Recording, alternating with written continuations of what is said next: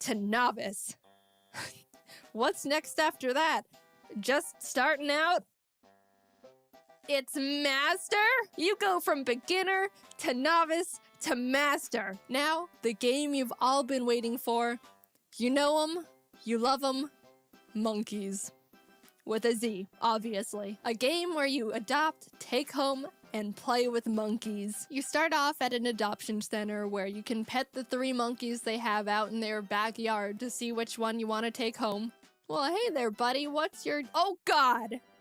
I mean, how can I say no to a face like that? I named him Champ, and now we just go home, I guess. Look at him go. Welcome home, little man. Don't touch that. I was in the middle of trying to figure out what a single one of these menu icons meant when Champ decided to just go out and help himself to the kitchen. I mean, yeah, I guess monkeys would be able to do that, but I sure didn't expect it. Also, holy crap, I totally thought Champ was a boy at first, but turns out I was just confused because they colored the female gender icon of the monkey blue. So there Champ is, in the female gender icon of the monkey blue. So there Champ is, in the kitchen, hanging out. I'm just realizing there's just a straight up monkey in my house. After a little bit of petting and taking care of your monkey, a little heart gauge goes up. And when you get all 3 hearts, your monkey will grow up.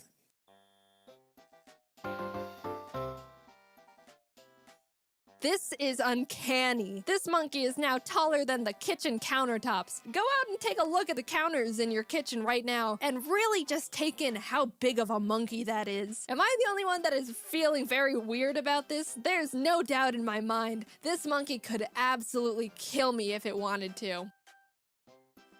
I bought another monkey. You can go out to the park with your monkeys and play with just some random other monkey that's there. There's also Nintendogs agility training, but for monkeys, and Nintendogs bath time, but for monkeys, and Nintendogs frisbee toy, but for monkeys. But you know what this game has that Nintendogs doesn't? Human clothes. I put this sweater on Champ because, I don't know, I think now it feels like I have an actual just hairy person. Then I bought another monkey. There are 3 monkeys in my house and they all have various styles of clothes on. Then, this happened. I think out of all the virtual pet games out there, the fact that the monkeys can have babies makes me the most uncomfortable. Overall, this game is very jank. You can throw the bowl of water and the water just does this. Monkeys will get stuck in the walls. When you enter a new room, for a few frames, you can catch all the monkeys T-posing, but I'd expect nothing less from Pets Monkey's House with a Z. I knew what I was getting into with this game. Have you seen the back of the box art? There's not much else to say. Overall, I enjoyed virtual pet games as a kid, and I'm sure a lot of people think back fondly on their virtual pets as well. It's just funny how Nintendo started this huge trend and all these other game companies started scrambling to throw together their own Nintendogs to cash in on poor, unassuming children and grandparents. But again, now we've got such a wide variety of content, and I unironically love it. Hi, hope you're all having a good year so far. Sorry I was gone for a bit. I took a break at the beginning of the year, so yeah, it happens. Anyway, I don't think I have much to say here, so I guess this is gonna be a short end card this time. Yeah, bye! Gear up for spring with your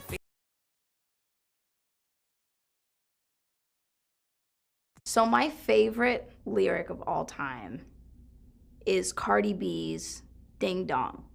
Favorite of all time. And there's nothing you guys can say about it, because it's my favorite, and I feel like I resonate with it. And when I wake up, I feel like ding dong. That's how I feel. And that describes pretty much my mood every single day, is ding dong.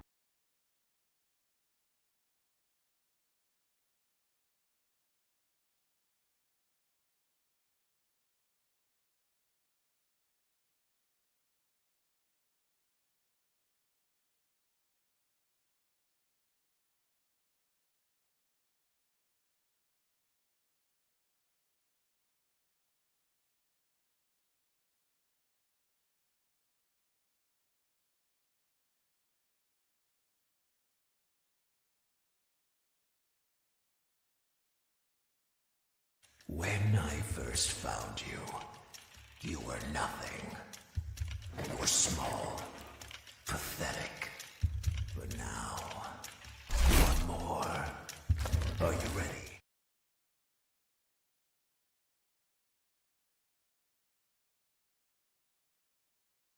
Hi, welcome back to another art history video.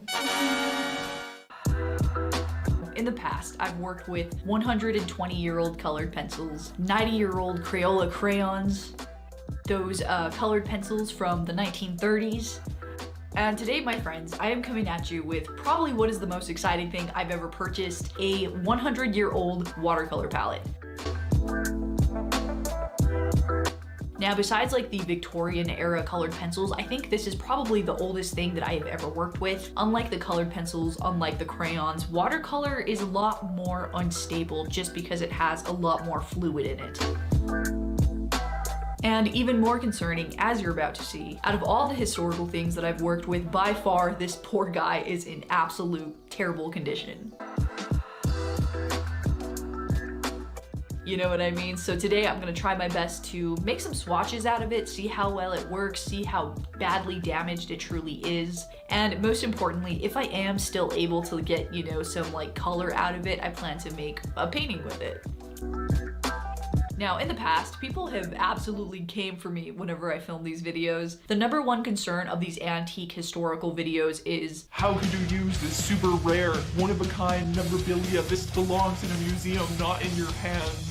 You know, totally understandable stuff. But as always with these antique videos, the art supplies that I'm using today, they're just old, they're not rare, and they're not worth any money. With shipping, it only cost me 26 bucks.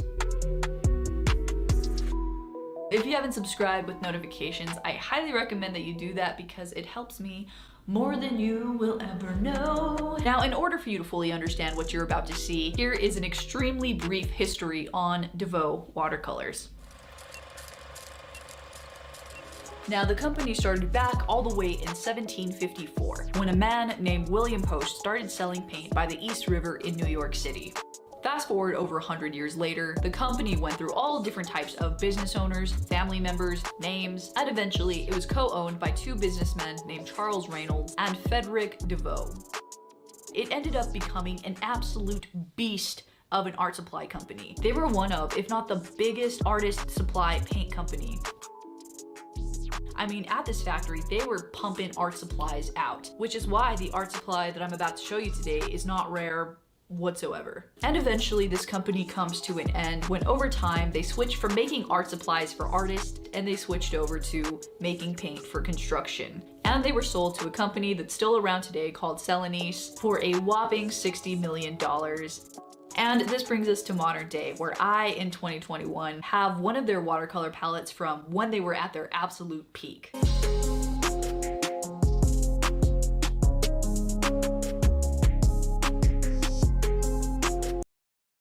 My goal of developing a recipe at Blue Apron is to deliver the most amount of flavor in the least amount.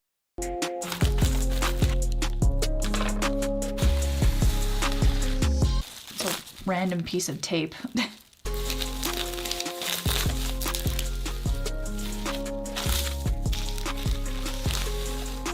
Let me get gloves because I don't know if there's like lead or anything in this, so I need to be really careful. So I will be right back with some gloves. Oh.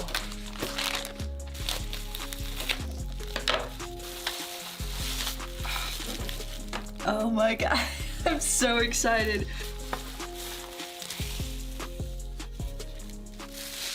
Now, the first thing I want to say is I don't really appreciate the fact that they use like a stereotyped Native American to sell their product. I don't think that's right. Even though this was 100 years ago and the company no longer exists, it doesn't make it any less tacky and embarrassing, honestly. But the reason that I do want to take a second and acknowledge this is because it is history, and two, I just want to have a platform to say that this crap don't fly anymore. So yeah, usually I like to make googly eyes at the packaging and tell you how cool it is, but in this case, it's gonna be a no from me, dog.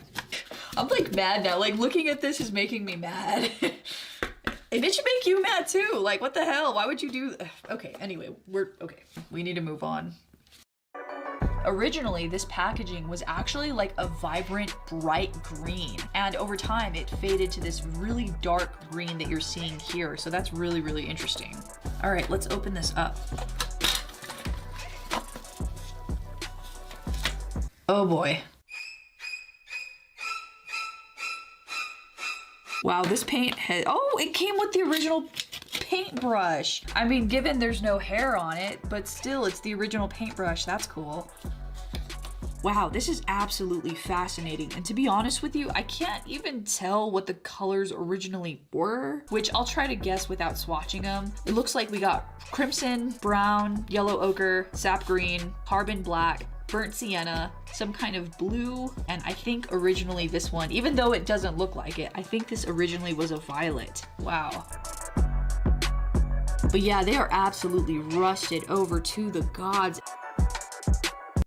Oh, is that mold? Oh, brother, there's mold. There's mold. I think that's mold. Oh my God, what the I might need like a freaking tetanus shot after this.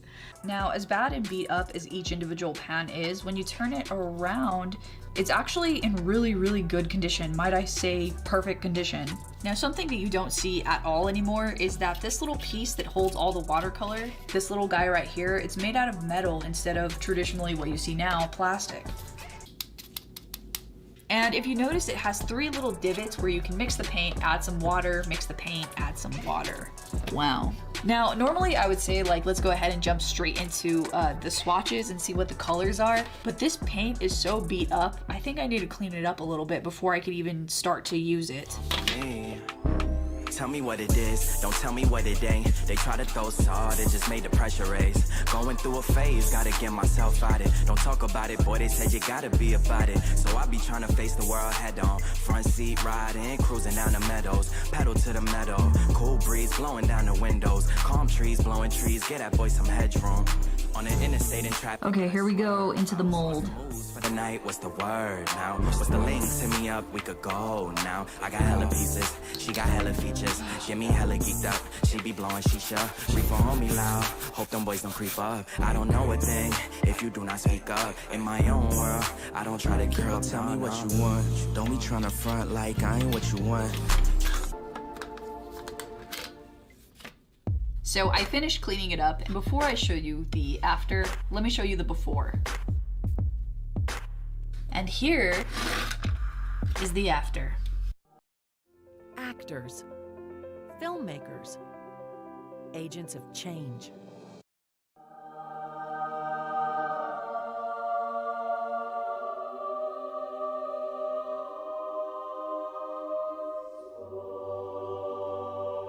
It's looking so much better, especially this brown right here. At one point, it was so rusted, I literally had to scrape away the rust because it was like fused together with the palette.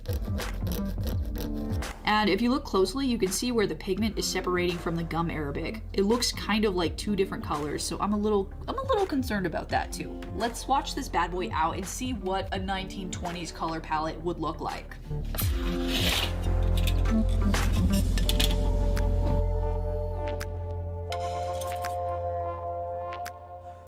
Okay, here we go. The first one is a dark brown.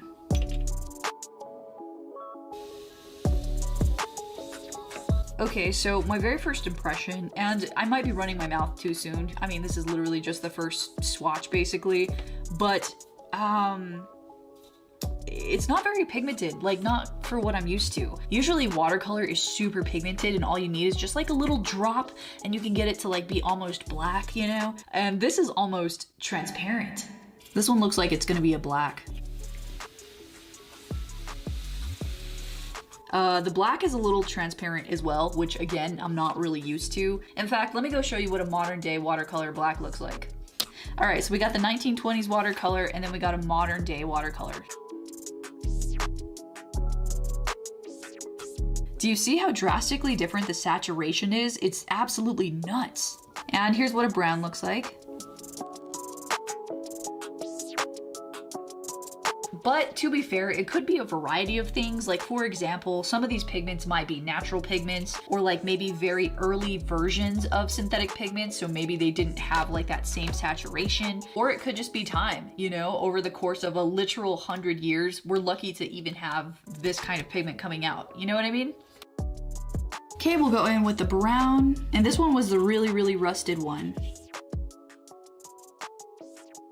Kind of bright. Waited long enough to start the painting process. Cool. I'm gonna draw this photo because I think it goes with the time, and plus I think it's really cool.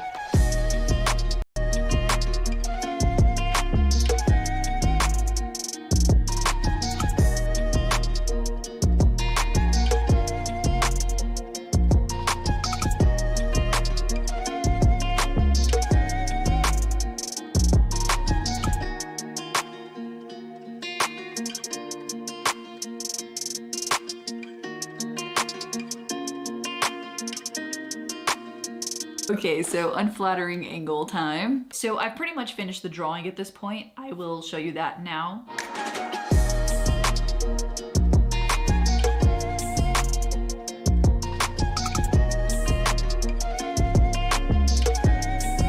And as far as the watercolor goes, it works exactly like regular watercolor does in modern day, except for two distinct things that I've noticed. The first thing is the water. If you look inside of it, you can see all kinds of particles that have fallen to the bottom, which is something I'm not really used to with modern day watercolor. The second weird thing is that while I was painting with this, I kept getting this weird, strong whiff of pure iron. So take that with what you will. And the very last distinct thing that I noticed was the yellow. Oh, it's kind of green, it's kind of brown. It has a perfect yellow, neutral, natural undertone. So incredibly beautiful. And the closest thing I could find was Deep Yellow by Peerless watercolor paper. But yeah, other than that, this watercolor was definitely an experience. I'm really glad that I got to mess around with it, and I hope you guys enjoyed it as well. I'll leave my historical playlist down in the description box below.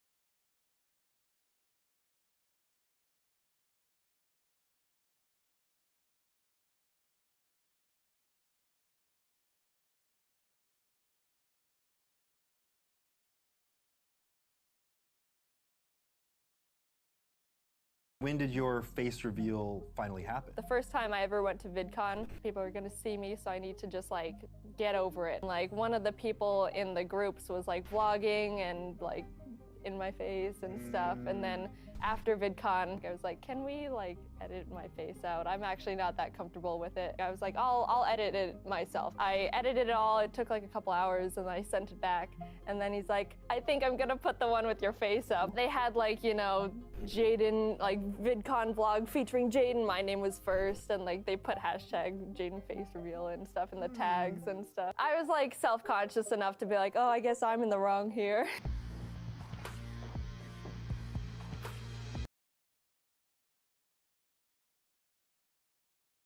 When did your... Want to make math fun for your child? Prodigy Game can help you take learning engagement to the next level.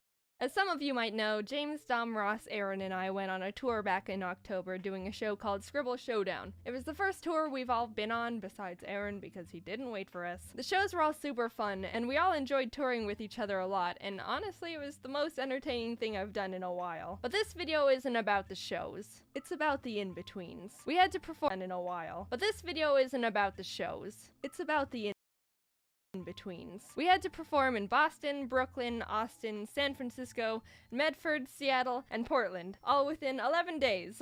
So you know that those off times are gonna get a little hectic while we're just trying to survive and not leave our souls behind. Times are gonna get a little hectic while we're just trying to survive and not leave our souls behind. The first leg of the tour, we took flights to our destinations. Boston and Brooklyn had no out-of-the-ordinary stuff going on besides the fact Ross, Dom, and I were super addicted to Pokemon Go and were spinning Pokestops left and right together on that grind. Don't worry, it only took 2 days for peer pressure to crack James down enough to download it and get addicted with us. We arrived in Austin on the 3rd, and this was our first completely free day. Ross and Aaron really wanted to get some Texan barbecue, so we all went to dinner at this completely free to download it and get addicted with us. We arrived in Austin on the 3rd, and this was our first completely free day. Ross and Aaron really wanted to get some Texan barbecue, so we all went to dinner at this little barbecue chain they heard was really good. Everyone got their food and we're in heaven, except for me because vegan check. But honestly, it did look really good and I was glad they were enjoying it. Afterwards, Aaron and James wanted to go to a card shop for Magic the Gathering cards since a new pack was coming out. So we headed over there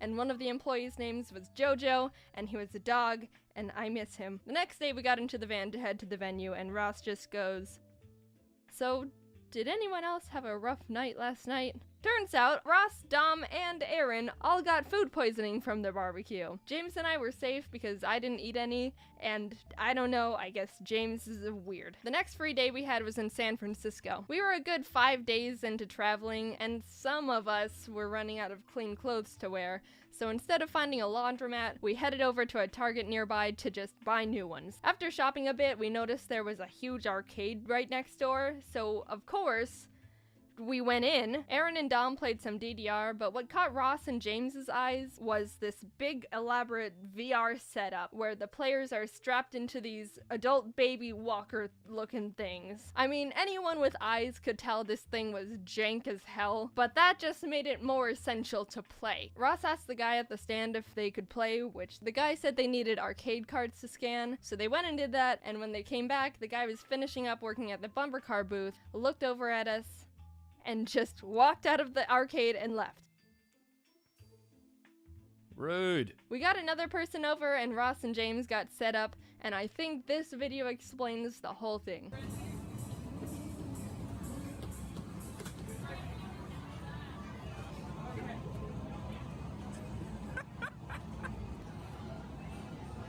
After the San Francisco show, we switched over to travel by tour bus, which we were all super excited for. There were 12 bunk beds, 2 lounge areas, a TV where we all played Smash on, and 1 bathroom. The only main rule was, you can't poop on the bus. I won't get into details, but technically, you can poop on the bus, but you essentially destroy it from the inside out.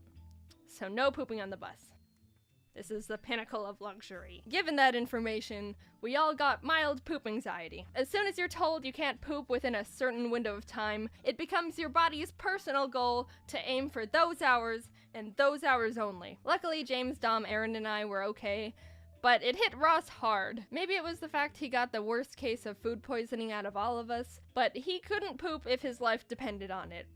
And it kinda did. He went 2 days without a single poop. And he was scared. By the time we got to Oregon, he was going crazy. Guys, I've got to poop today. I don't know what I'm going to do. We all checked into the motel rooms our tour manager Matt booked for us to shower and finally do laundry, and had a bit of time to spare. So, as the friends we are, we decided to dedicate it to trying to help Ross poop. Aaron shared some poop exercises he said always helped him, and I pulled up this song on YouTube my friend showed me that was titled Music That Makes You Poop. And with all variables combined, I think it was working.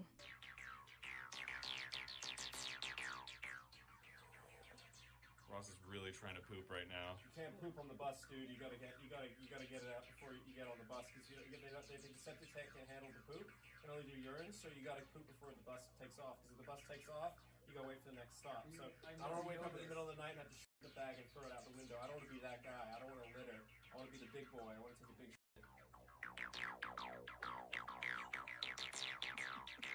After that whole ordeal, Ross, Dom, James, and I went out to catch some Pokemon. Aaron stayed in the bus to build some magic decks, but the area we were parked in was a bit sketchy. The laundry room sink in the motel had a marijuana in it. So Ross found a knife and we held it while catching a bunch of shroomish. It was well worth it because James, Ross, and I all found shiny Pokemon at the exact same time. By the time we got back, James and Aaron were really hungry. Ross, Dom, and I got Taco Bell, but we also all had that this morning, so James wanted to try and find something else to have, which was a mission failed. So he and Aaron went out to get Taco Bell, but by the time they walked over to it, only the drive-thru was open. They tried to just walk up to the window, but to no avail. They didn't have enough characteristics to pass as a car, so they had to turn to the only option they had. Call an Uber to go through the drive-thru in. It worked! So basically all of us had Taco Bell for breakfast, lunch, and dinner. We were living like kings over here. In Seattle, we got to the theater, and Matt reserved another room for us to shower in at the hotel next to the venue. I wanted to wash my face, and Ross wanted to freshen up, so as we were walking out to go to the room, Matt grabbed us and said, "Look, when you walk in, don't talk to the concierge or anything. Don't even look at anyone. Just go straight to the elevator and head up to the room." So we're like, okay. We walked in and did exactly what Matt said. Didn't talk to anyone, didn't even breathe in anyone's direction. No oxygen was stolen. Just went over to the elevator, pressed the button, and then out of nowhere, the manager pops out of a mystery door right next to us that we didn't even know was a door and goes, "What room are you going to?" Dude, he was like an NPC in a video game that teleports in front of you to prevent you from going out of bounds. Ross and I were stunned and just went, 601? And the manager goes, "You're not the person who booked that room. I've known every guest in their respective rooms in this hotel since 1975. You're not allowed in there. No visitor policy." What kind of hotel has a no visitor policy? It's a hotel. Visitors is their business.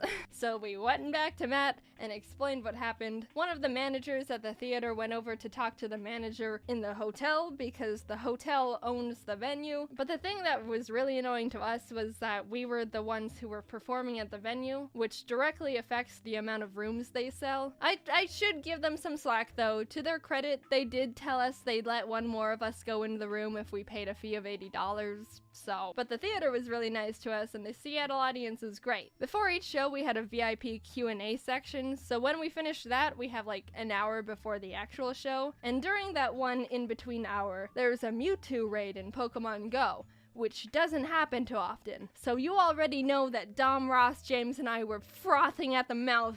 Oh my god, we gotta get that Mewtwo! After the Q&A, we all got up calmly, walked off stage, and when we were out of sight, literally bolted out the back door of the venue and ran down the street to a Mewtwo raid. By the time we finished it, there was a crowd of like 30 people also catching Mewtwo. Not people who watched our videos, just normal people who all just wanted a taste of the Neutron style. We all caught a Mewtwo and actually had time to get another before the show starts. So there was a march of 30 people just playing Pokemon Go, working together to get Mewtwo's, and it was the most beautiful thing I've ever been a part of. Also, James caught a shiny 3-star totally all by himself. Ross definitely didn't need to help him, and made us all jealous. The tour was so fun. I couldn't have chosen a better group of friends to travel and do a show with. The team that helped us was amazing, and the shows were so fun to perform. Every city had an amazing audience, especially the ones where I won, and it was a really surreal experience.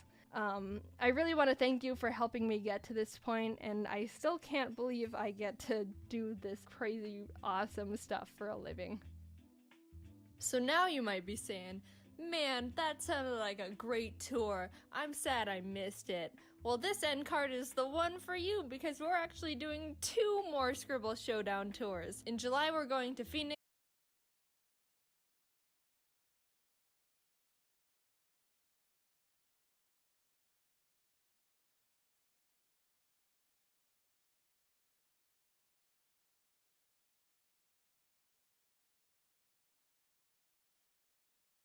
In July, we're going to Phoenix, San Antonio, Kansas City.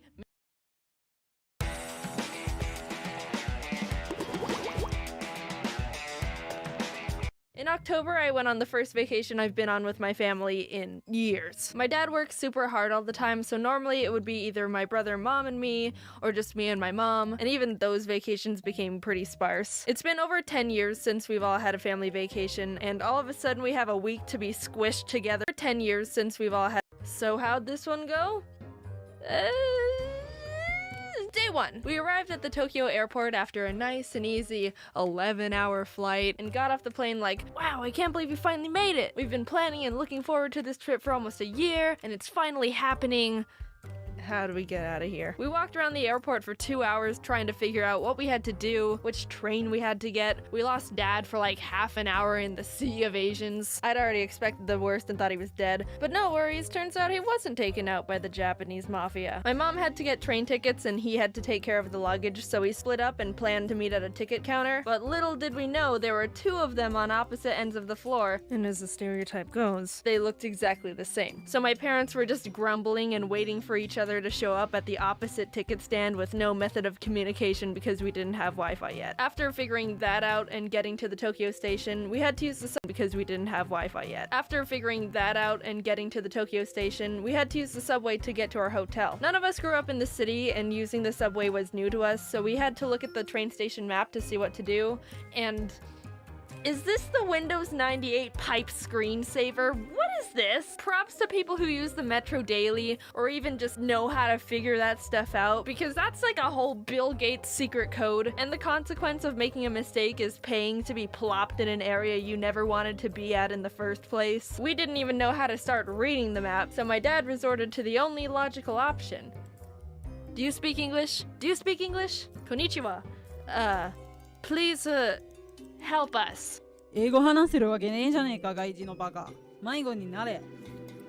A good 90% of the time we were lost and not knowing where to go, so my dad would keep walking up to random Japanese people and trying to communicate with them in English, even though we were in a country that doesn't speak English. And when they obviously wouldn't understand, he would just try to say it all again, but slower, like that was gonna make a difference. But we found a guy named Paul who helped us out. Thank you, Paul. Konnichiwa. Japan is super different from the States. I didn't really know what to expect, but my mom and I were super hyped after experiencing and learning about the culture. Dad and Jax, not so much, but they liked the food. So here's what happened. First morning, woke up early to do a Tokyo bus tour. This time, after our best friend Paul taught us the ropes, we were experts at navigating the subway. We got on the wrong train. We stopped at a cafe for breakfast, and it was at that point where I realized I wasn't going to be able to use the image translation app I downloaded to try and make communication easier while we were there. It would have been super awesome to just hover the camera over the Japanese symbols and have the phone immediately be like, hey, this is what this says. But it wasn't working the way I thought it would. I don't speak Japanese, but I'm pretty sure they weren't selling a surprised egg topped with the first time in fabric. His wife. I don't think that's a thing. Who married an egg and why is she so surprised? The tour was fun. We went to a forest with some shrines, saw some sumo wrestlers, went up the Tokyo Tower. Pretty cool Asian stuff. Second day, we walked on Japan's big famous crosswalk that looks like the B-movie's traffic system. Pressed F for the dog that waited 9 years. Walked on Japan's big famous crosswalk that looks like the B-movie's traffic system. Pressed F for the dog that waited 9 years for his dead owner to return from the train station. I love you, Hachiko. Went to a hedgehog cafe. Got on the wrong train. Mega Donuki! Spent way too much money at the Pokemon Center. Won nothing at a big arcade. And then collapsed into bed. I should probably slow things down a bit so you can really take in. Day whatever! Wrong train! Rice triangles! Tiny banana snack! My brother said it tasted weird. Walking tour! Oh god, my legs hurt! More noodles! Went to sleep.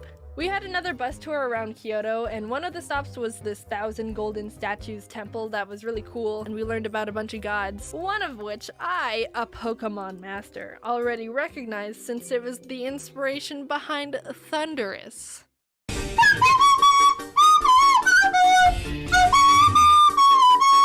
Another one of the stops on the bus tour was this temple called Kiyomizu-dera.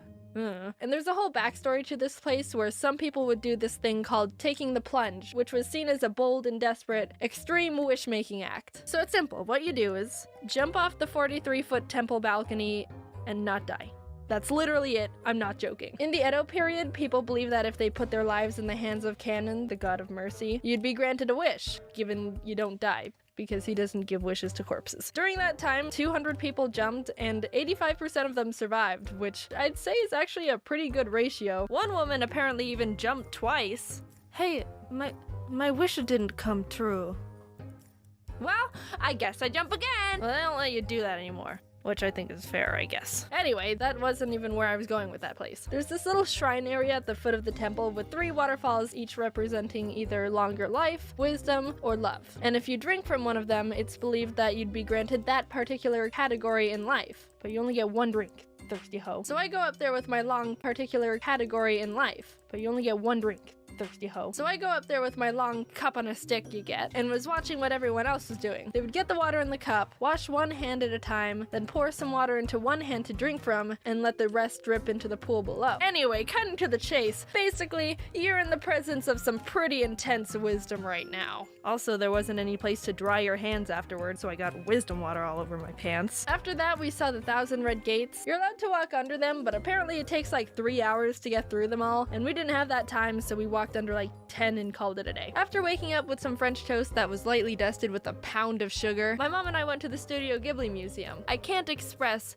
how incredible that place was. I would recommend it to anyone who has an appreciation for Ghibli, or animation, or art, or anything. I'd show you how mesmerizing it is in there, but there's no filming or photos allowed inside, so no spoilers here. I'm a child of the law. But I did snag this picture of the kids' play area because I thought it was adorable, and sometimes you just gotta break the rules when it's important, okay? We went to a conveyor belt sushi place, and Mom had never been to one before, so she got overwhelmed and just immediately grabbed like 5 random things. I've been to one once before, but my skills aren't anywhere near coordinated, so when I tried to put the wasabi bowl back, I ended up clogging a bunch of plates and ruining a section of the sushi harmony and just being really obnoxious, and I felt really bad. The next day we almost got on the wrong train. The wisdom juice is kicking in. We went to this famous Sega arcade with 8 floors. That was immensely intimidating. You know how you go to an arcade and there's always some Asian kid who's an absolute god at a game, and there's a little crowd watching because it's so mesmerizing and we're all pathetic? This is their hive. This is the enlightenment mountain they climb for 80 years and consume nothing but tears of tigers. Car racing, combat games, even the children were getting spit out the womb playing like monks. Look at this guy. I don't know what game this is or the objective here, but the aura around him is screaming, "Leave here and never come back, unworthy rat." We were also introduced to this dance game I've never seen before called Dance Rush Stardom. It's like DDR, but with less arrows and 100% more late 90s Melbourne shuffling. My brother and I tried to play it, and it felt like the whole country was like, oh god, why are they here? They look Asian, but they're white as crackers. But we got a good kick out of it, so you know what, go konnichiwa yourself. Then we left and got on the wrong train. For the last night, we went to this robot show, and let me tell you, this place was insane. So the main attractions of the place are these giant flashy robots and stuff. But I gotta talk about these drinks and light bulbs they were selling. They were crazy with all their blinking colors and such. It was like a little rave in a cup. Like, dude, who comes up with this stuff? Benjamin Franklin wishes he did, I'll tell you that. You got to choose from like 4 drink choices, but most of them were alcohol, so I got this peach juice instead. I'm legally allowed to drink now, but I'm not the biggest fan, and who knows how outrageous the drink would have looked if I was a bit tipsy. Anyway, definitely one of the most insane things I saw there, for sure. Top of the list of the entire show. Nothing compares to the little light bulb. Japan was so much fun, and it's become one of my favorite memories with my family. But the thing is, when I started this script, I wanted to briefly mention what we did so I could talk about how much trouble I had getting back home, because that was a whole situation of classic Jaiden I thought you would enjoy. But here I am on page 4 of the script, and I haven't been able to talk about anything. I don't like breaking stories into different parts, but we're not animating a 20-minute video. I'd rather put my hands in the life of canon. Twice. So yeah, see you in a few weeks with that. Hey, thanks for watching.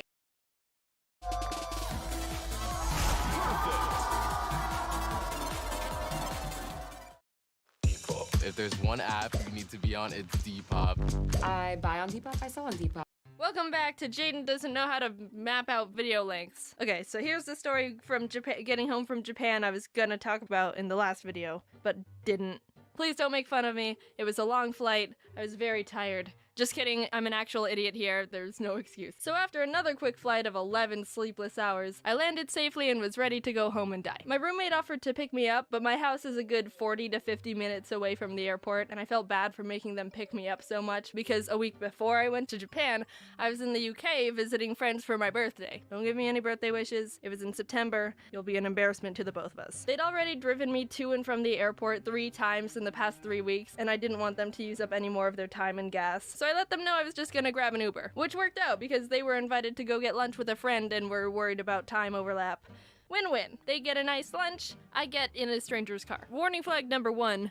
I never used Uber before. I have my own car. I usually don't need to use an app to find a guy with a weird R name to drive me around. 10 minutes of confused button pressing later. Ding! Your Uber will arrive in 5 minutes. Nice. Hello? Yes, is this Jaiden? Yeah, I'm at the gate. Terminal B between area 44 and 45. I don't see you. Are you near Hello? Your Uber has canceled. What? If we were on a date and I was waiting at the table and you called me from outside the restaurant like, hey, you here? Yeah, I'm at the back in the table to the right. You can't stand me up like that. At least give me some sort of reason. Come on, come back, Rajesh. Anyway, I found out that I needed to be on the upper level of the airport because that's where all the app pickups are. Whoopsie, that's my bad. But he could have told me that when he was on the phone with me in the first place, Rajesh. Go up the stairs. Boom. Everyone's problem is solved here. Here's a bunch of money. When you think about it, Uber is kind of like the opposite of a kidnapping. Take me home. I got a new Uber that took 15 minutes to arrive, and an hour later I was almost home. Maps can be kind of wonky with my house address, so he started driving past my neighborhood. It was back there. Sorry about that. Oh, that's okay. Which one was it? I live in a little community with a bunch of houses, so I said it was the one on the corner. Could have been more specific, but that's just what came to my mind in the moment. He turned around but stopped at the wrong house and was like, this one? Look, I was running on no sleep for the past 20 hours, so my mush of a brain started being spazzy and socially anxious about the whole situation that wasn't even a situation. Almost all my brain cells were dead at this point, except for the one that ate grass in elementary school. Oh, you had to correct him because Google Maps is being weird? I didn't know you were Satan. I felt like I was bothering him a whole lot with all the one corrections I gave him, so in a panic I was like, this is the wrong house. Yep, this is it. Thanks so much. I really appreciate it. Sorry for the hassle. Wow, is it great to be home at this house that I live in again. Oh, how I missed it because it is mine. I'm paying this guy and it's his job to take me to my house. So if it accidentally stops at the wrong one, it helps literally no one for me to be like, oh yeah, this is totally it. I've become a lot more socially confident and calm in the past year. But this is not a good example of that improvement at all. I am aware I look like a wreck right now. I got my stuff from the trunk, walked up the driveway. Thanks. Now I'm standing in the front step of this random house, hiding from an Uber driver, hoping the people who actually live here don't realize the random girl standing here for literally no reason. Yes, this is exactly the spot I wanted to be in right now. Honey, did we adopt a 21-year-old Asian girl, or is this a very unthreatening house robber? I was stuck there waiting for him to leave, but he was just sitting there! Hey, can you get off the driveway I don't own already? What the heck, man? I got houses to rob. He was probably waiting to get connected to a new person to pick up, but it wouldn't have looked that great if he was also noticing me poke my head out and peer at him every 10 seconds. I couldn't have started walking to my actual house because I already pretended to walk into my house, and he would have seen me and been like, hey, wait, this isn't your house. What the heck? You lied to me. For literally no reason. And I couldn't have gotten out of the car and started walking to my actual house in the first place because I told him that this was my house. He even double checked, like, you sure this is good? And I was like, yup. I was so loopy and lethargic from being up for the past 20 hours of traveling. I couldn't even tell what was reasonable at this point. Was I actually pulling this off like I thought I was? Were the neighbors just watching me dig myself deeper and deeper into this hole? Could the driver actually see me this entire time? because that would have been hilarious. Mommy, mommy, look! A dirty homeless girl! He finally drove off, and I walked over to my actual house across the street. Yes, I've been looking forward to collapsing onto my bed since landing. I can't believe I just did all that. I'm glad the neighbors didn't call the police on me. But I don't have any keys. This wouldn't have been a problem at all because, like I said, I have a roommate. But hey, foreshadowing, were you here this whole time? They were at lunch and weren't coming back for the next 3 hours. I'm not a professional when it comes to anything, and that includes breaking into houses. But lord dang it if that skill wouldn't have been pretty darn handy to have right there. Is it a crime to break into your own house, Your Honor? Yes? No? This is kind of a weird situation for both of us, ain't it? I tried the front door, the back door, the garage door, the secret door. There wasn't any way I was gonna be able to get into this house. Which is how it should be. But I was still mad about it. Dang it, living in a house that people can't break into. Stupid. I was so drained, I contemplated just laying on the ground of my backyard for 3 hours until someone came home. But I decided that would be an inefficient use of time, and also too much of a depressing scene to look at for anyone walking by. So instead, I ordered another Uber to drive me to where my roommate was, so we could all hang out and then come back to the house together. Almost an hour later, I'm finally there. I tried my best to be social and energetic. We went and got lunch and stuff, but I was just in critical survival mode. Some people get all loose when they're tired or giggly or maybe even more social. But for me, my body just reverts to maintaining the baseline functions for me to just be a human. I'll breathe and look around and not fall over, but that's basically it.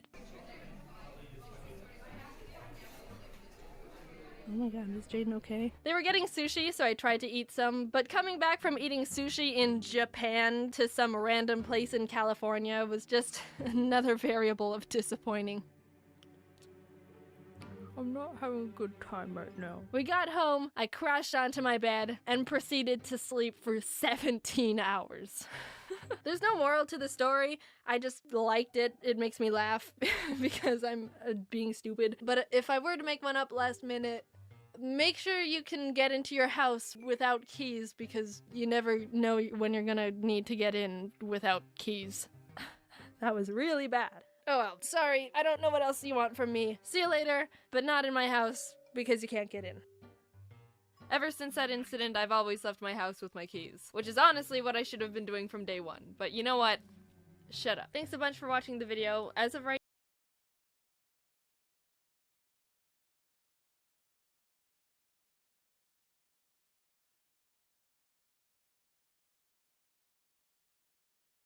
Advil targets pain at the source, while acetaminophen blocks pain signals. Advil Dual Action.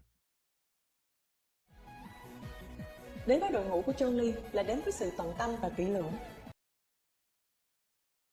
Hello everyone and welcome back to my channel. Today we are doing a what's in my pencil case video because for some reason all of you guys have been really wanting to know what's in my pencil case. I honestly think it's not that interesting, which is why I never talk about it, but I made a what's in my pencil case video like 2 years ago. That's crazy. It was in freshman year I made one and I never made one again because I was like, I'm just gonna make this because I want to make this, and then I never really wanted to make it that badly again. But you guys have all heard today, so I hope this is this earlier and I knew what I have. Pencil case, as you can see. I got this pencil case from Mochi Things, which is a brand that I absolutely love. They have the cutest stationery on that website if you guys go check them out. Not sponsored. I freaking wish Mochi Things, please sponsor me. I got this pencil case early last spring, I think, and I've been loving it. It comes with this cute little heart guy as a zipper, and it says Dear Moonlight SDMN, which I'm not quite sure what that is, but it's just like major Sailor Moon vibes, you know. And I love the clear pencil case because you can see like everything's cute that I keep in here, and I work really hard to keep it cute. And then I have this pencil case that's actually pretty old. It's a SES standard style pencil case. I actually don't know what brand this is. I know I just read the tag, but I haven't been able to find it online. So if you guys can actually find this online, please let me know because I'd love another one. I got this in California when I was like 15 and I never seen it again. So it's a very small pencil case and I really like it. But the reason I have two of them is because this one's really big, and this one's the one that I take to class with me, and I take, you know, wherever I need to go. But this is the one that has basically the essentials. Like, this is all I really need to like get something done, so that's why I have two. But let's go ahead and go through them. I'm gonna go through this tiny one first, just because, like I said, this one's pretty compact and basic, so you're not gonna find cute stationery in here.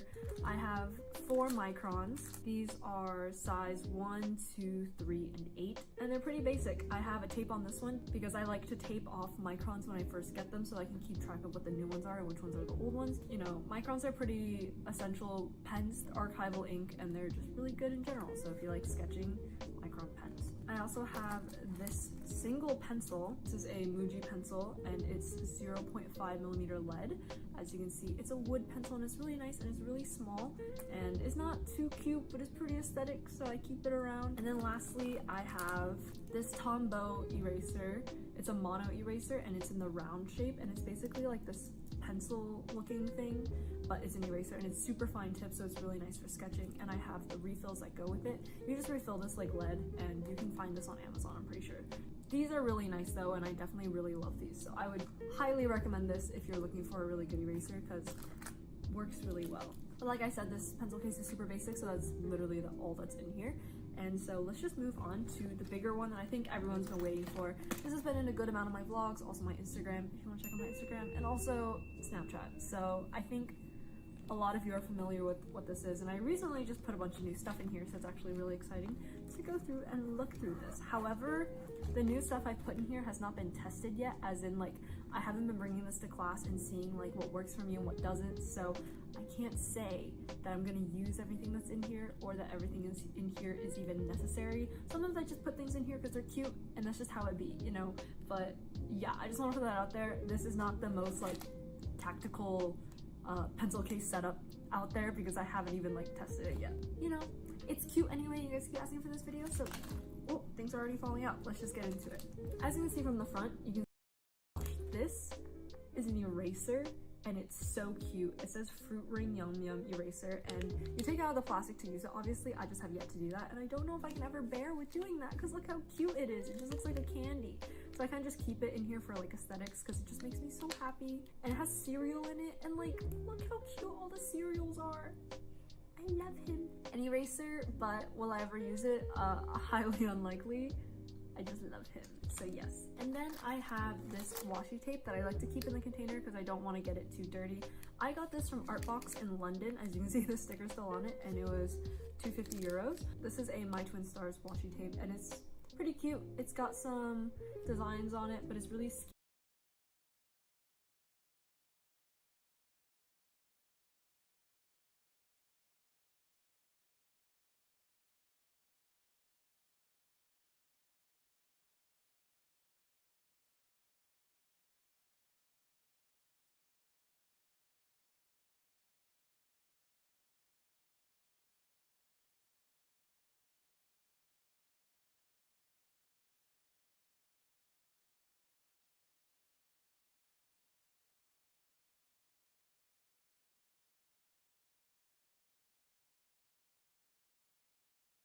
Want to make math fun for your child?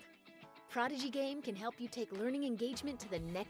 Milkoldian, have you ever banned someone from your Subway? In my 6 years of working at Subway, I've only ever banned 2 people in total. The first one was a man that stole my tips, and I've already told that story before on this channel. And the second one actually wasn't too long ago. So as I was growing on TikTok and YouTube, there was this weird thing where a lot of people that would come into the Subway were previous franchise owners at Subway. So there were these people that essentially used to own Subway stores, but unfortunately they went out of business because a lot of Subway stores in the past few years have gone out of business. And I'd say 99% of the people that come in are actually extremely nice, and they're usually just very congratulatory and very supportive of what I'm doing. But one day when I was at the Subway after a very, very busy rush, I had a customer come into the store and he wanted something like 3 sandwiches. And well, because I just had a rush, my entire line was basically empty. And so when he came to the front, he immediately said something along the lines of like, wow, everything here is empty. And I go, I know, I could just fill it up as we're going along. Sorry about that. Like, I had a rush before. And this was at like 3 or 4 o'clock in the afternoon. So it wasn't like anybody else was in the store. It was literally just me and him alone. And well, my girlfriend was in the back of the store too, and she watched this entire thing go down. And basically, he started to berate me about how everything's empty. The first line I heard from him was, I used to own a Subway, so I know how this goes. Whoever your boss is, they should really keep an eye on you because it doesn't look good for business if your line is empty. And I'm like, whoa. Immediately, I'm thrown off by this because, like, this guy's kind of just telling me how to do my job. But I figured nothing of it, and I was like, yeah, I understand. I'm really sorry about that. And then once we got to the vegetable part of the sandwich, basically, a lot of the veggies were empty, and I had to fill them up. And for some reason, this, like, made him furious. He was like, I used to own 4 Subway stores, and never once would we have our empty veggie line. Basically, he was telling me, like, I was doing an awful job, and for once, I kind of just wasn't taking it. I was like, dude, have you ever worked a fast food job? You say that you've owned 4 Subways before, but clearly, if you've never experienced something as simple as an empty veggie line, maybe you weren't involved in that business as much as you like to think you were. Because this is something that happens like every single day at Subway, and every single one of our customers has zero problem with me just going to the back and filling up our veggies. And so he basically got every single veggie on these 3 sandwiches, and when I say every single one, I mean all the veggies on the line he basically wanted. And you know, I guess he was just sick of it because he started to actually scream at me. And I don't really remember this much because it was a complete blur, so here's my girlfriend explaining it. I got so scared that I started recording this crazy man, and we have a video on it, but I don't think we're allowed to share it. He definitely needed a free cookie. He was very scary. And well, basically at the end when I rang him up, I said something along the lines to him as, please don't ever come back to this store, because if you treat me like this, I can only imagine how my poor coworkers would have to deal with you. And on his way out, he basically told me to go F myself, and I was like, whatever. I don't think I've ever experienced someone as crazy as that guy, and if he actually did own a couple franchise stores, I feel bad for whoever his employees were. If you enjoyed this story, please like this video and subscribe. It helps me out a ton.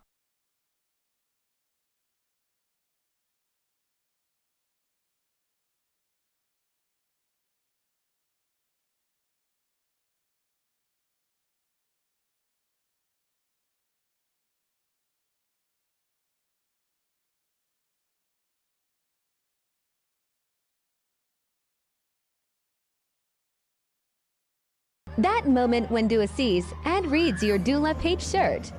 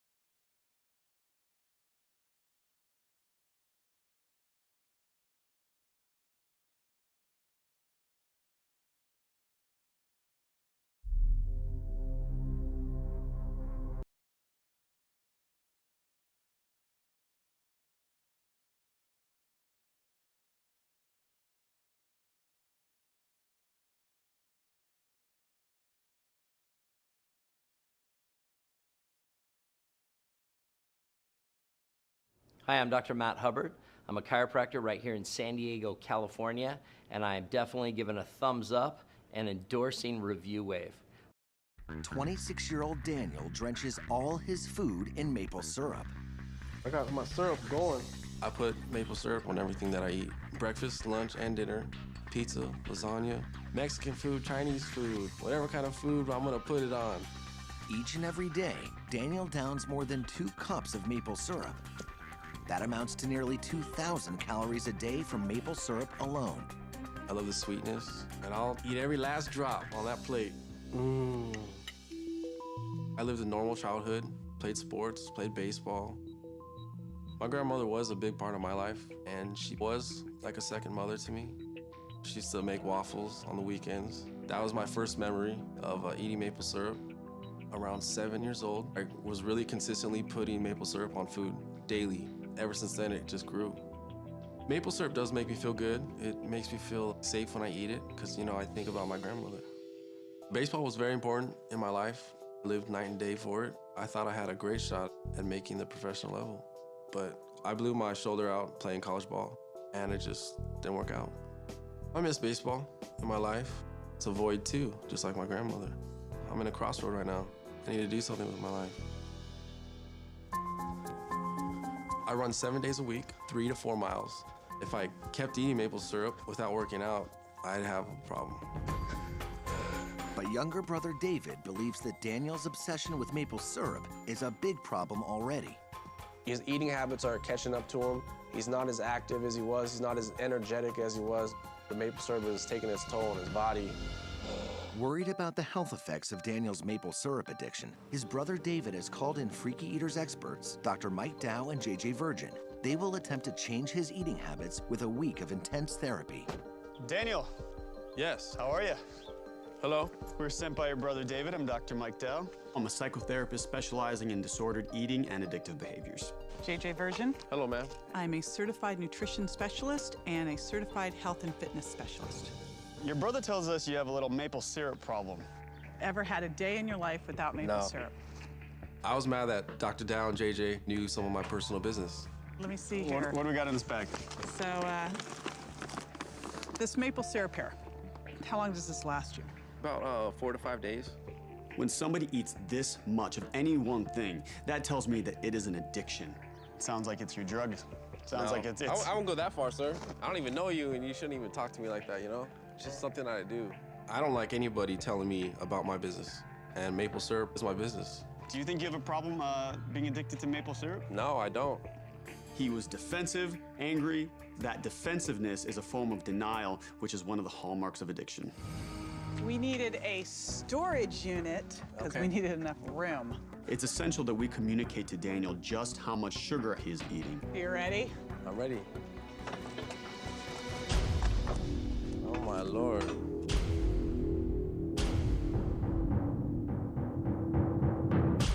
That is a lot of sugar right there. We used a storage container to stash 912 pounds of sugar, 2 years worth of what he's eating. Yeah, 2,000 calories a day of sugar that you're downing. A man should have no more than 9 teaspoons of added sugars a day. Guess how many you do? More than that. 14 times that 14 amount. times? Okay. 135 teaspoons. I've never seen that much sugar ever in my life, but I'm not gonna change because JJ showed me some sugar. Do you have any history of diseases in your family? Heart disease, diabetes, stroke? You know, I do. My grandpa died of diabetes. Diabetes runs in your family? Oh, yes. You know what this does to diabetes? Sugar turns on these diabetes genes for you. And is that a concern here? No, I'm just so used to my habit. That's what I like. Daniel doesn't see that his everyday behavior is leading him down that same road that took his grandfather from him. Let's go look at one more thing. All right. All right. Come with us. Daniel didn't seem to be affected at all by what sugar could do to his health. So I knew we needed to show him something else. Oh, my gosh. That's a lot of syrup. We've set up 2 years' worth of Daniel's maple syrup habit. 104 gallons of syrup. I was shocked because there's a lot of maple syrup in front of me right now. We actually want you to pour every single one into that trash. I was hesitant. Damn, man. Yeah? Say goodbye. Come on. I was really thinking they were trying to make me mad. Why are you throwing this much away? One down. I don't know why you guys are wasting this much syrup. That's crazy. It's trash. Trash. Trash, which is what you've been putting in your body. Daniel is angry because this is his drug of choice, and he wants it. That's a lot of syrup. You know, that could be used. Used for what? To make some... For my food. What do you mean for what? This is not food. I can put it on food. And make a good thing bad. It's increasing your risk for diabetes. It's causing you to lay down fat around your gut. You're totally dependent on it. What is it you like? Well, that's good to me, so that's all I care about. Daniel got progressively madder and madder during the whole process. You guys are killing me, man. Seriously, you guys are killing me. Last one.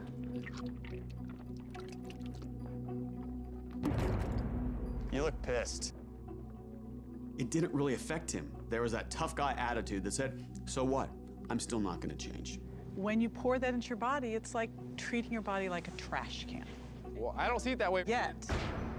Even after the shock therapy, Daniel still's pushing back. Come with us. Come with us.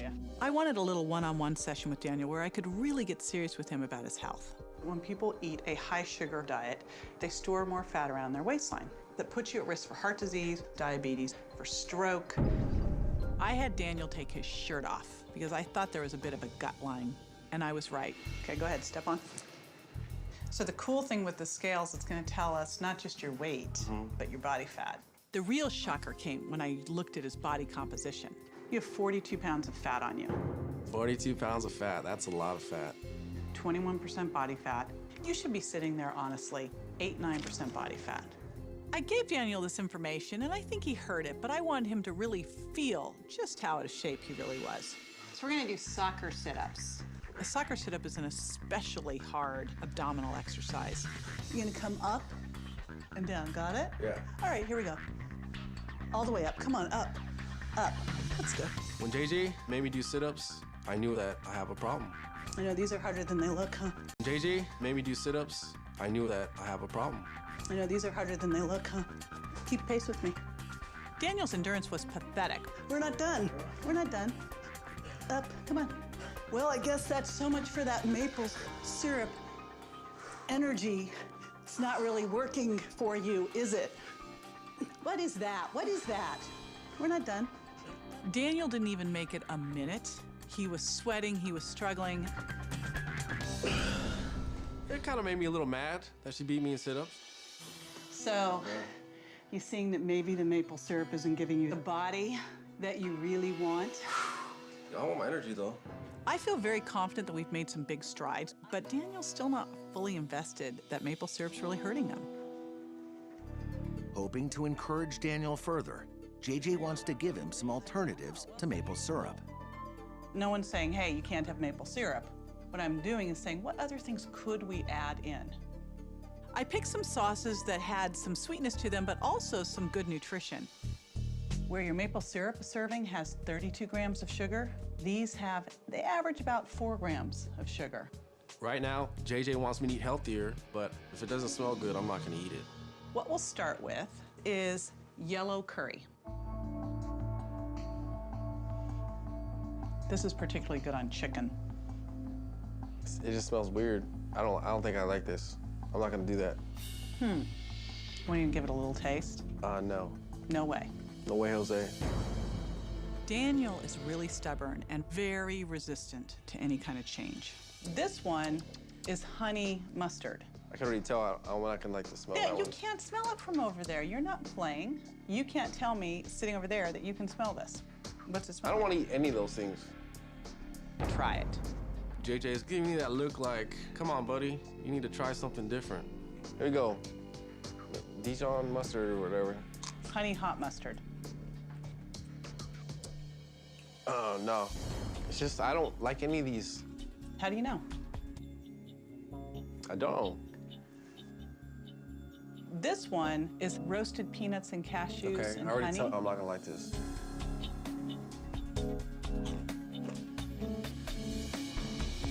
It's good.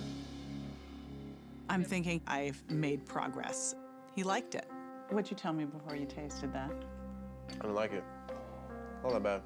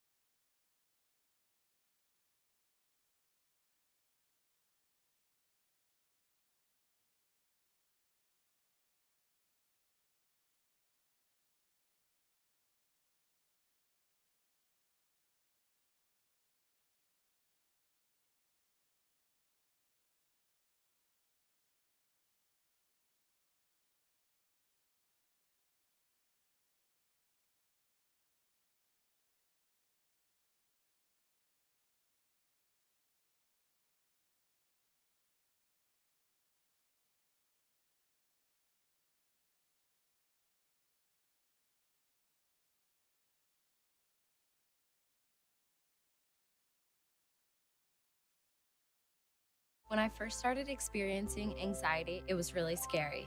I didn't know how to tackle it until I found Cerebral.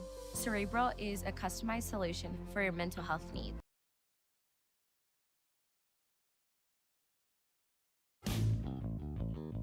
A freaky eater is someone who takes an eating habit to the extreme. 22-year-old Josh has an obsession with pizza. Pizza for breakfast, pizza for lunch, pizza for dinner. God, I love the pizza. and it's taking a serious toll on his health. Josh's Uncle David is desperate for someone to help. If it's left unchecked, he is going to kill himself. Can specialists Mike Dow and JJ Virgin break this dangerous addiction? This is how much pizza you eat in a year. Damn. In order to save his stomach. This is poisonous to your body. And his life. This is incredibly dangerous to your health. If we do not help him, Josh could die.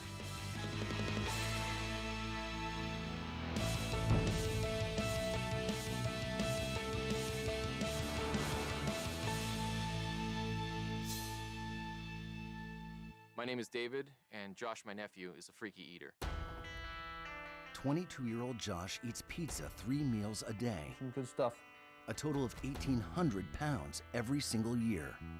80 times more than the average person. Josh's pizza consumption is to excess. It's gotten to the point where it's a compulsion. I crave pizza every time I want a meal. Right now I want pizza. I don't know what made me want it. I just want it. He'll eat it hot, cold, 1 day old, frozen, microwaved. Josh's only nutrition comes from the 2,000 cups of white flour, 250 cups of tomato sauce, and 230 pounds of cheese that he eats every year. God, I love the pizza. Josh's diet concerns me, scares me really, because I feel like if it's left unchecked, that he is going to kill himself. When Josh was a child, he ate a variety of foods. Joshua was not a picky eater when he was younger. The picky eating didn't start until he actually had money to buy his own food. Starting in 3rd grade, Josh was able to buy his own lunches, and that's when pizza became a problem. On Fridays, if you waited till the 2nd bell after the lunch lady had extras, she'd give you an extra big slice of pizza. Soon, Josh was eating pizza whenever he could get his hands on it, and gradually, other foods disappeared from his diet.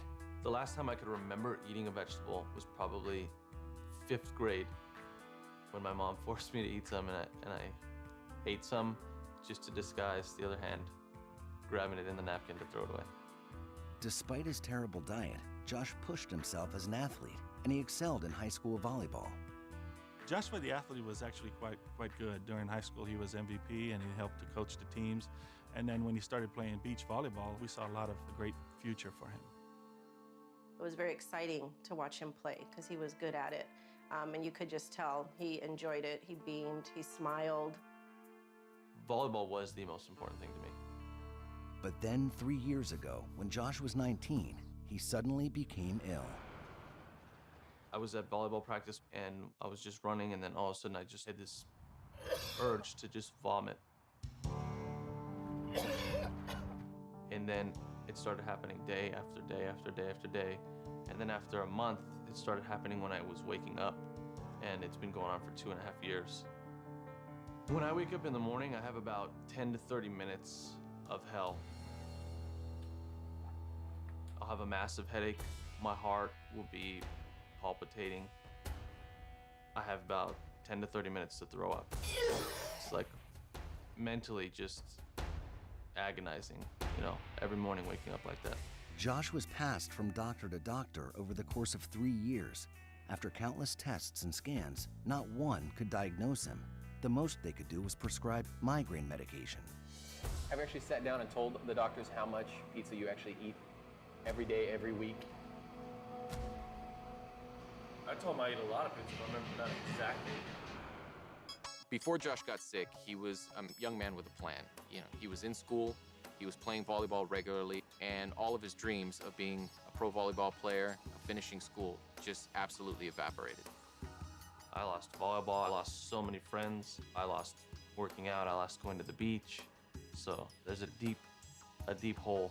Forced to quit the sport that had come to define him, by the age of 20, Josh had lost everything. His athletic dreams, his friends, and his self-esteem. Come on, eat it, it's good. You can have it, I don't want it. It has vegetables and stuff in there. Eventually, he left school and moved in with his grandmother.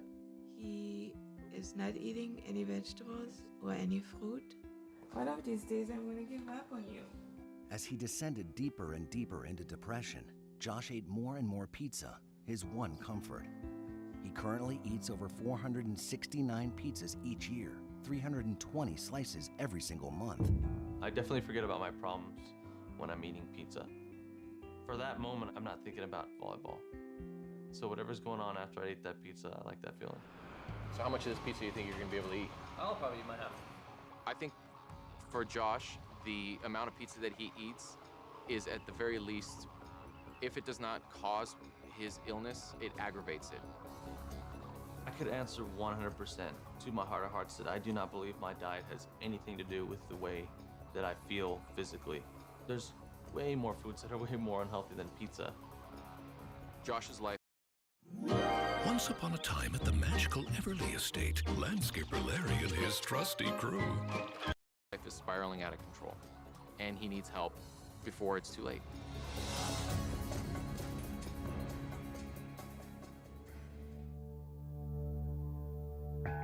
With Josh's health declining by the day, his uncle has finally convinced him to meet with freaky eater specialist Dr. Mike Dow and nutritionist JJ Virgin. Over the next 2 days, they'll attempt to help him break his addiction and get his life back on track. My uncle's always told me he's concerned with the way I eat. To have him have some other people join in now makes me really realize how concerned he is. Hi. Hi, I'm JJ. I'm a certified nutrition specialist. I've been teaching people how to get healthy for the past 25 years, and I've literally worked with thousands of people from all walks of life.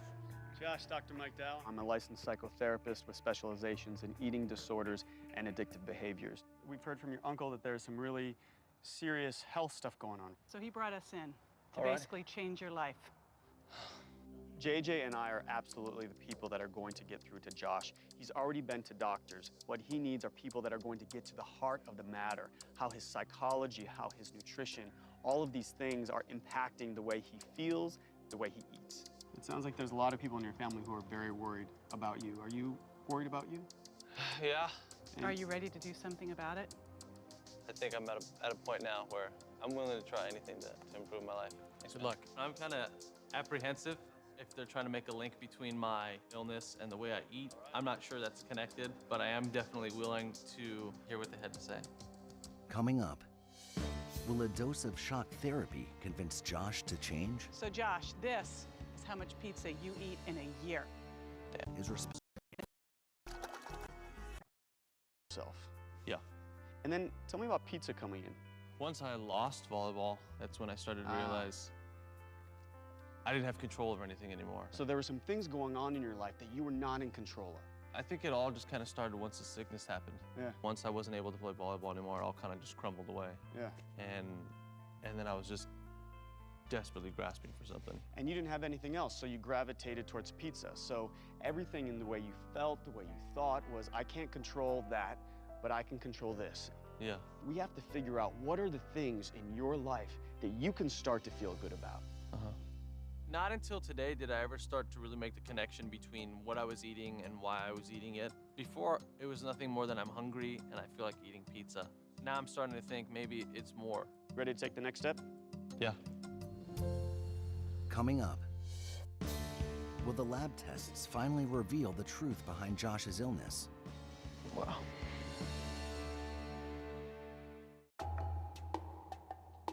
Josh has been grappling with a mysterious illness for the past 3 years.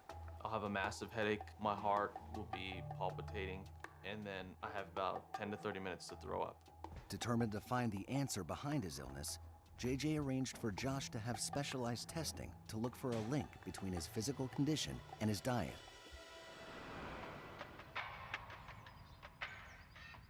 I just got the blood test back from the lab, and the news is not good.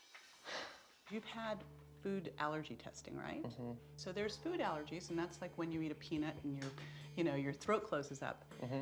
And then there's another type of response. It's an immune response called a delayed food sensitivity. Mm-hmm. This is very different. This happens because you eat the same food over and over and over and over again. Mm-hmm. And when you do that, your body can actually start to become sensitive to it and starts to have a toxic response to it. But worse than that, your body actually craves it. Mm-hmm. So you eat it and the reaction to it's delayed. You might eat it and 8 hours later you start to feel worse. So you don't directly tie it to the food. but your body starts to create an immune response that makes you crave the very food that's hurting you. So what do you think, hearing that? What do you think you probably are reacting to? The pizza. Or the cheese or something that's in there. Bingo. See these greater than 2,000? That's a huge response. See how you're written severe? Wow. The dairy. That's toxic for you. Right. Right? Yeah. It's just exactly like poison. This is poisonous to your body. The type of lab tests that we're looking at now are very different. They aren't done traditionally by doctors, and so they've been missed. I'm overwhelmed with emotion right now. I don't even know what to think. I would have bet any amount of money that my diet had nothing to do with my sickness. And now I know my diet was my sickness, and it changes everything. Wow. It took 3 years, and now it's just finally we have an answer.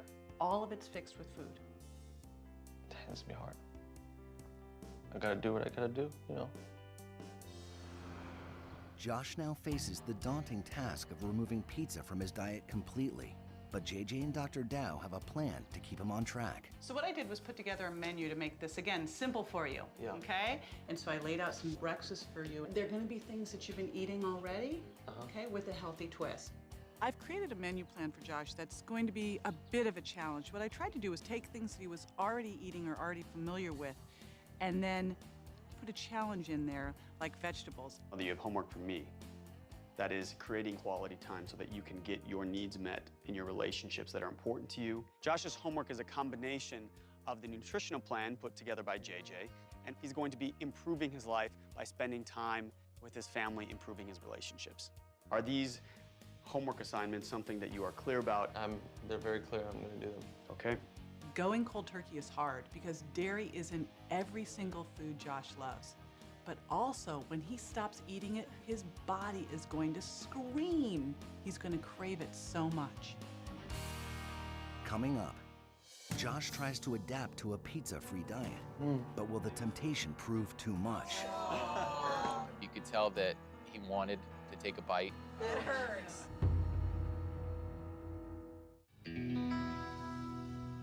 Dr. Dow and JJ have given Josh the tools to conquer his addiction, but now the true test is managing it on his own.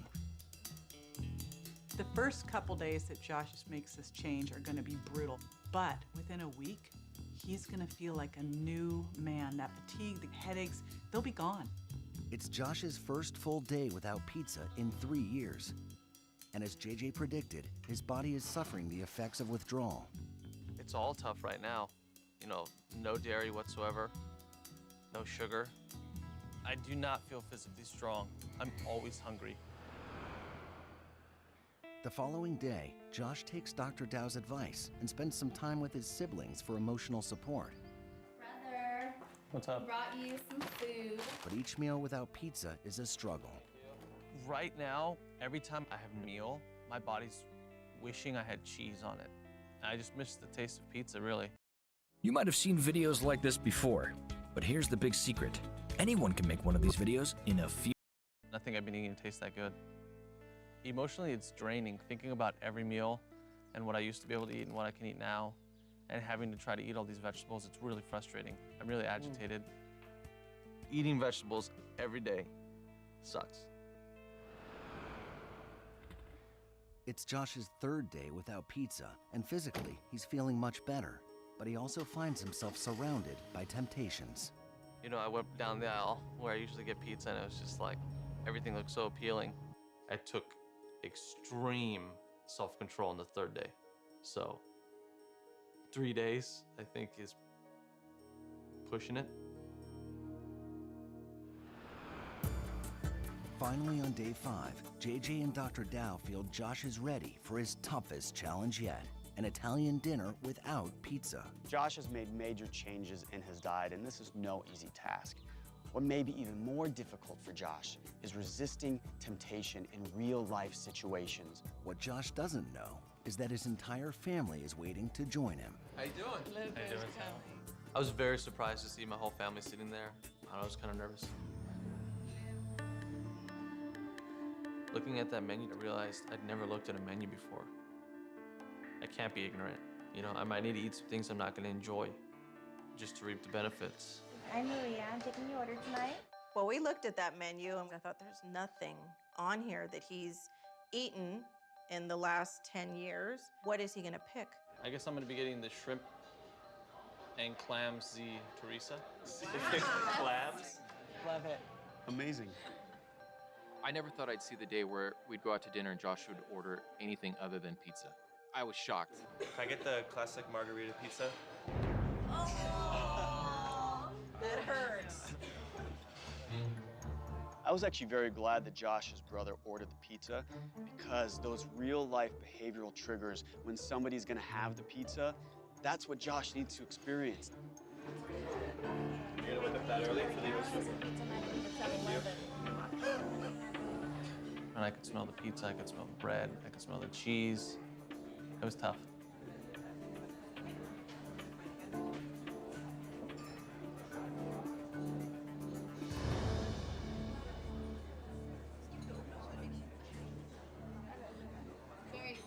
Very good. Good.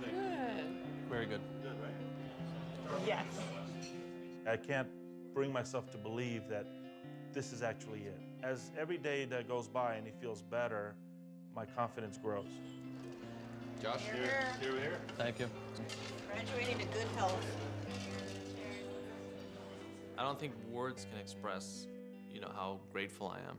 With just a few small changes to his diet, Josh has gone from someone with nothing to live for, no school, no career, and no future, to someone who has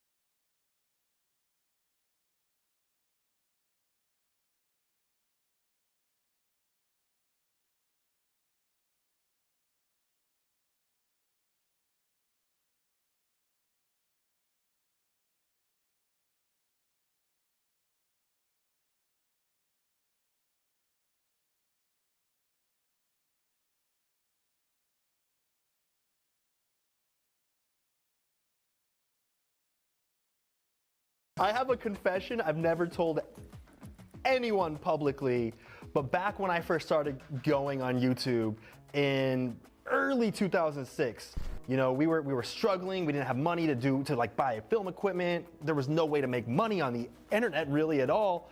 There was this dude that emailed me and asked me if he could buy the socks from this video that I was in. And I was like, this is creepy, but you know what? Name your price. He said $150, and I sold it to him. And that's what helped me buy the first camera that we ended up using.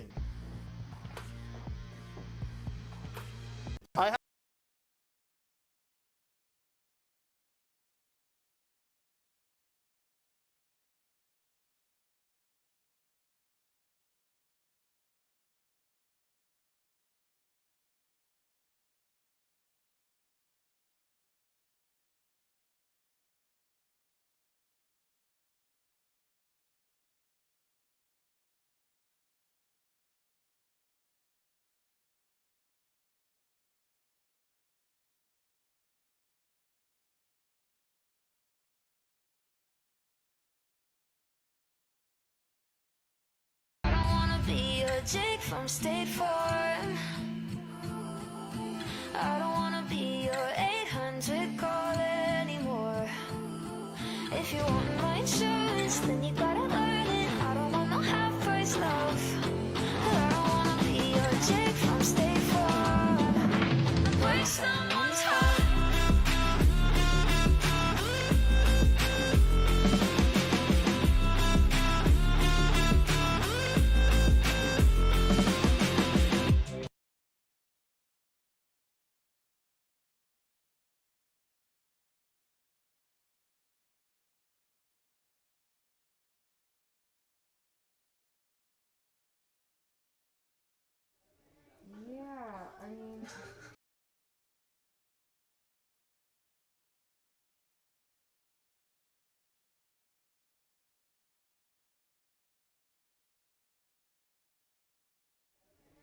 Yeah, I mean... Take her away. Hey guys, I'm Run for Short. This is my behind the scenes of the Mosh Pit video shoot. I'm very excited about this video. It's like a very exciting aesthetic and exciting treatment for me. It feels very me and what I'm trying to capture. I realized, let's run one more non-performance real quick. Okay, we're gonna make some lighting here real quick. That was awesome. The song Mosh Pit is about a bad relationship that you kind of don't have the ability to get out of. And I bottle things up and I suppress. And this is kind of just like me just getting everything out without actually saying it to the person. If I take an elbow to the face, one more time I think I'll break. I'm not saying I'm the same, but you know. If I take a kick right to the chest, one more time then you'll be dead to me. I can't be your life anymore. Nicely done.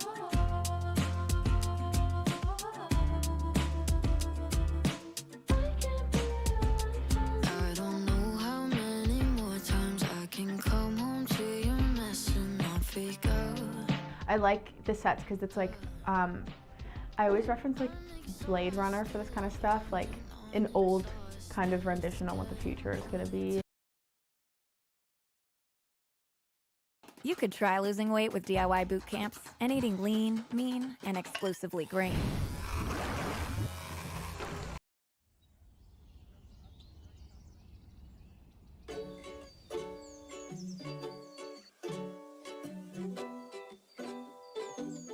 I've always played the part of Shakespeare. I hide behind the ink and pen. I build up worlds and choose a savior. I write beginning, middle, end. I'm so tired of being a book on the shelf. Tired of stories for somebody else. Think that I'm ready to start a new chapter. I've been looking for some way to turn it around. Looking for someone to give me the crown. I wanna feel like I finally matter.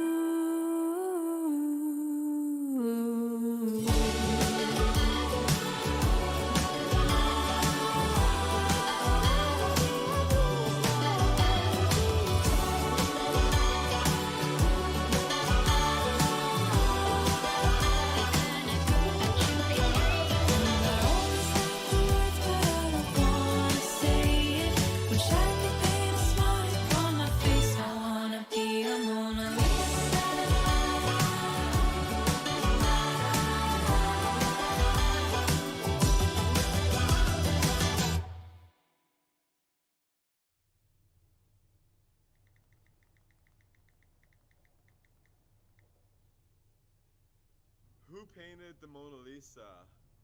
MXM Toon? MXM Toon! Wait, I thought it was Da Vinci?